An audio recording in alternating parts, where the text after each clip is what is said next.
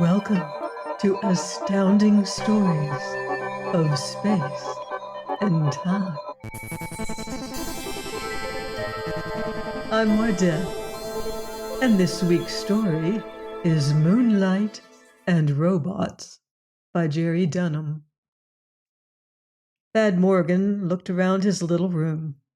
The two deactivated robots and the framework that suspended the limp suit hardly left room for him to move around. At the moment, he felt mildly disgusted with this whole convention. He asked himself why engagements and marriages had to be surrounded with tradition and ridiculous games. But of course, he had to go through with it. Myrna seemed to have been filled with excitement when they were discussing the final plans for the ceremony. He might as well get started.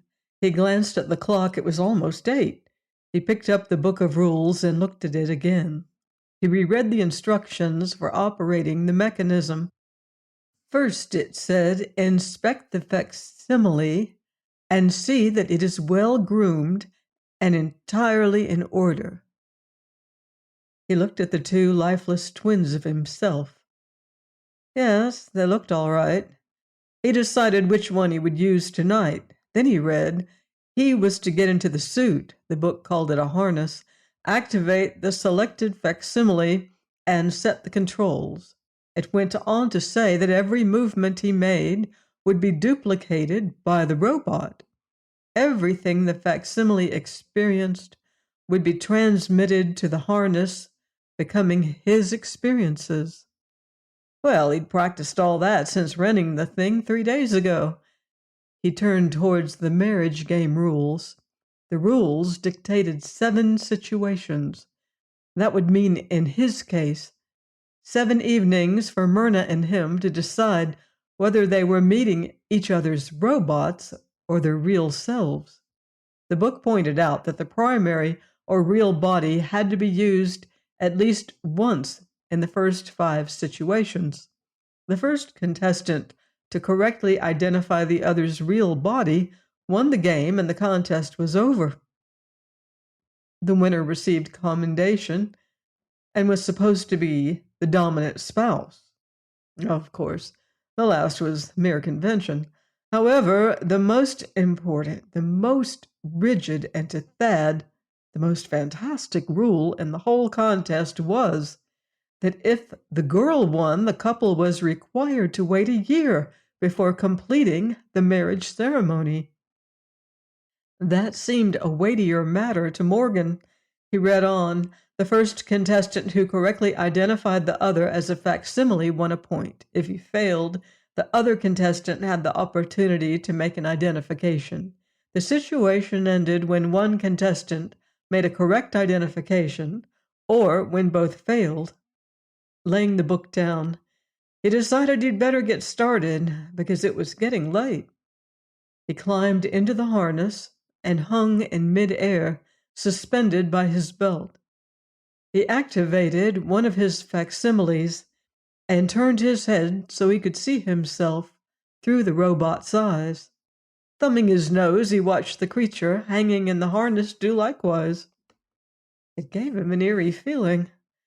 Even though he knew he was walking in thin air and getting nowhere, it really seemed as if he could feel the floor under his feet and see the room move around him in a very ordinary fashion. As soon as his facsimile left the room, his mind made the adjustment, and it was as if it were he really strolling nonchalantly down the corridor. He drove to a florist's shop and started to purchase a corsage. Abashed, he caught himself. He rushed out of the shop and went home to put a wallet and handkerchief into his pockets. He would have to be more careful, he realized. Slips like that might cost him the contest. With corsage box in hand, he pressed the doorbell and waited. He hoped his plastic flesh was molded perfectly. It looked all right to him, but you never could tell what someone else might notice. Myrna opened the door. She was lovely, and he took her in his arms. Drawing back, he looked at her dubiously. At least he thought it was she. His family, her family, and two or three others acting as judges and referees in the contest stood in the living room watching them. They began to laugh as they saw his questioning look. It really was rather funny, he decided. Myrna led him into the room and introduced him to the few he didn't know. He watched her closely as she opened the box. He thought her fingers were fumbling a bit. Everyone in the room watched the two of them intently. They didn't know whether the couple were real or robot either. At any moment she might suddenly try to identify him. Maybe he should take the first chance. She might be fumbling from nervousness, he realized. If it were really she, and he called her a robot, she might be offended. Girls were like that, but of course he would have to take that chance. "You're a robot," he announced suddenly. Myrna looked surprised. "Oh, how did you know?" She was crestfallen. He was congratulated as they all trooped upstairs to help Myrna out of her harness. Later it was nice to know for sure that it was really her living flesh in his arms. Then he felt guilty as he realized she was not in his living arms. He excused himself hurriedly and returned home. The next evening he was invited to Myrna's home for dinner. He thought of actually going himself because he knew the food would be good. The apparatus could transmit heat, cold, and pressure, but it didn't do much when it came to taste, and it couldn't make any sensation in one's interior. But he decided it would be too risky.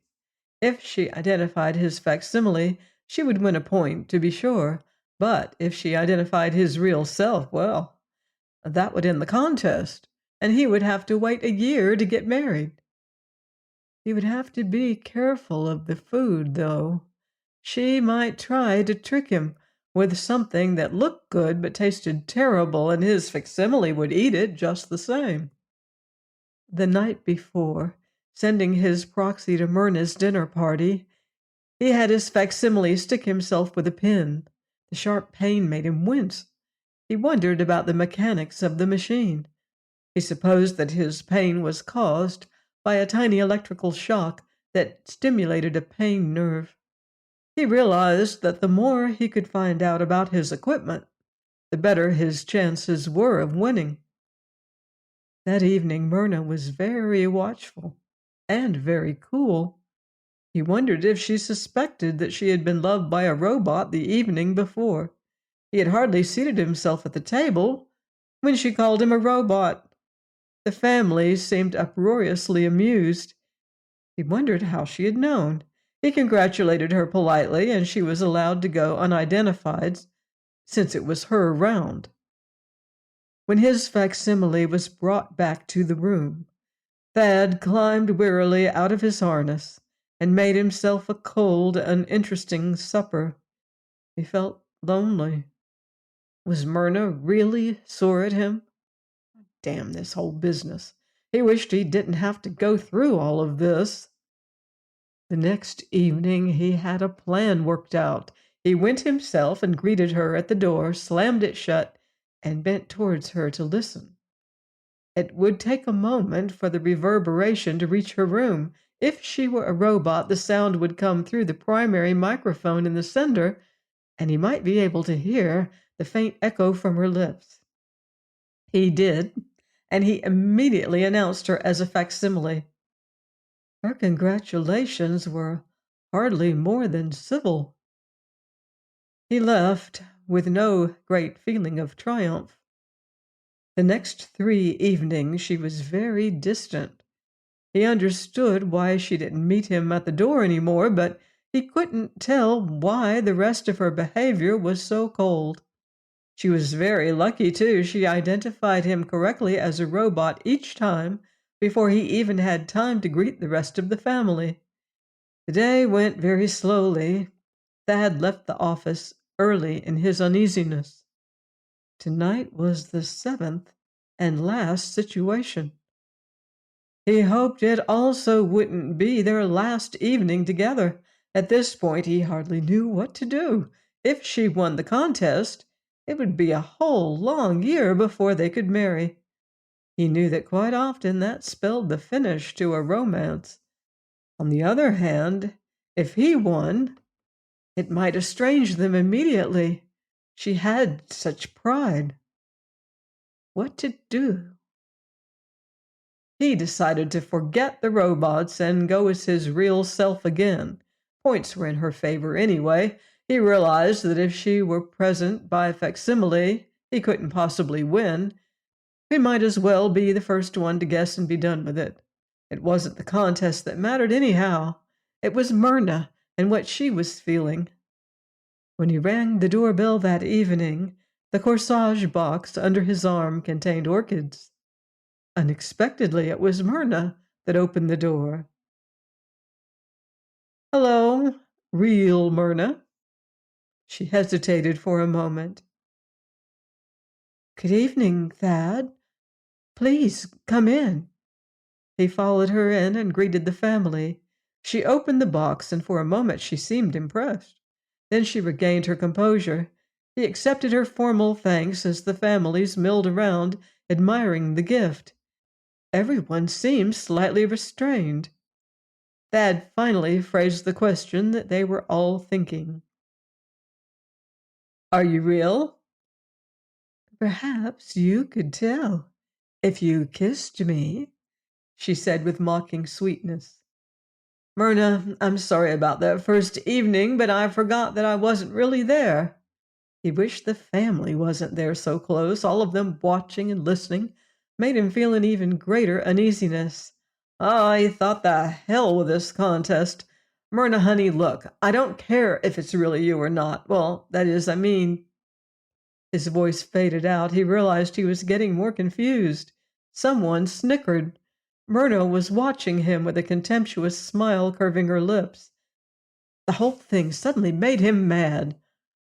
"Okay, I don't care who wins the contest. I don't care if we have to wait a year. I don't even care at the moment if there's going to be a wedding or not." He started out of the room, dimly aware that he was angrier than he realized. Myrna caught him in the vestibule. "Thad, wait! Please, I know I was being spiteful. You won the contest. I'm really me. Please don't go like this. I'd never forgive myself." She looked up at him tearfully. He felt himself relenting finally and smiled. She threw her arms around his neck and he drew her close. After a very long kiss, she looked up at him and said softly, "Dad, let's be sure the robots are all sent back to the agency before our honeymoon." For more futuristic fantasy, please join me next time here on Astounding Stories of Space and Time. Until then, watch the skies.